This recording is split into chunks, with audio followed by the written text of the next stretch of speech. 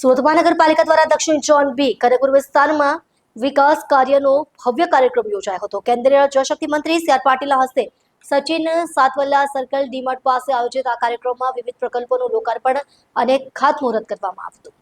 સુરત મહાનગરપાલિકા દ્વારા શહેરના દક્ષિણ વિસ્તારના સર્વાંગી વિકાસને વેગ આપવા સાઉથ ઝોન બી કનકપુર ખાતે કેન્દ્રીય જળશક્તિ મંત્રી શ્રી સી આર પાટીલે ₹44 કરોડ 52 લાખના વિકાસ કામોનું લોકાર્પણ અને ₹80 કરોડના કામોના ખાતમુહૂર્ત મળી કુલ અંદાજિત ₹124.42 કરોડના જનહિતલક્ષી વિકાસ પ્રકલ્પોની ભેટ આપી હતી। આ પ્રસંગે કેન્દ્રીય જળશક્તિ મંત્રીશ્રીએ જણાવ્યું હતું કે સુરત મહાનગરપાલિકા શહેરી જોડણી સુવિધા અને સર્વાંગી વિકાસની દિશામાં સતત કાર્યરત છે। સચિન સ્થિત ઓવરબ્રિજ પહોળો થવાથી અંદાજે 9 લાખ લોકોને લાભ મળશે। આ બ્રિજના કારણે વાહન વ્યવહાર વધુ સુગમ બનશે અને સચિનની આજુબાજુના વિસ્તારના લોકોને ટ્રાફિકની સમસ્યામાંથી મુક્તિ મળશે, જેથી તેમના સમય અને ઈંધણમાં પણ બચત થશે અને ઔદ્યોગિક વિકાસને પણ વેગ મળશે।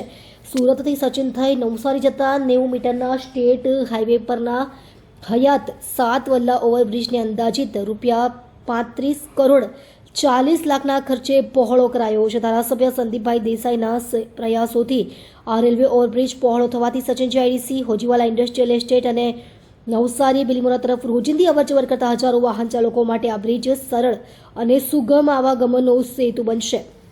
તે સાબિત થશે।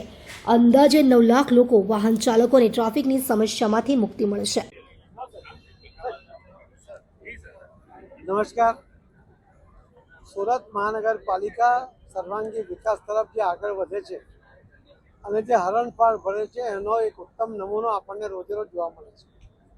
આજે પણ ઉધના પાસેનો એક ઓવરબ્રિજ એનું આજે ખાતમુહૂર્ત કરવામાં આવ્યું અને સચિનના બ્રિજ જ્યાં ટ્રાફિક જામની સમસ્યા હતી એ સમસ્યાને હલ કરતો એક નવો બ્રિજ આજે ખુલ્લો મૂકવામાં આવ્યો છે અને એના કારણે ટ્રાફિક જામની સમસ્યામાંથી સચિનની આગળ જતા લોકો કે સુરતથી આવતા લોકો તમામને ખૂબ મોટી સુવિધા એમાંથી ઉપલબ્ધ થઈ છે। સાથે સાથે 2 આરોગ્ય કેન્દ્ર અને એક તળાવનું કામ પણ આજે જ્યારે વિશ્વ જળ દિવસ છે ત્યારે એક તળાવનું પણ લોકાર્પણ થાય એ પણ ખૂબ આનંદની વાત છે।